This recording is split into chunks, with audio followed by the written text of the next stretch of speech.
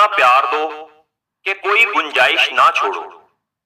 اگر وہ پھر بھی تمہارا نہ بن سکے تو اسے چھوڑ دو، کیونکہ وہ محبت کا طلبگار ہی نہیں بلکہ وہ ضرورت کا پجاری ہے. محبت کرنے والے کو کسی چیز کی ضرورت نہیں ہوتی اور ضرورت مند کو کسی چیز سے محبت نہیں ہوتی.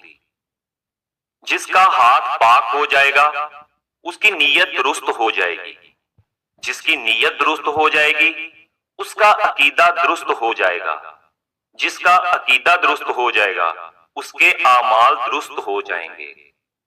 ایمان اور حیا دو ایسے پرندے ہیں کہ اگر ان میں سے ایک اڑ جائے تو دوسرا خود ہی اڑ جاتا ہے.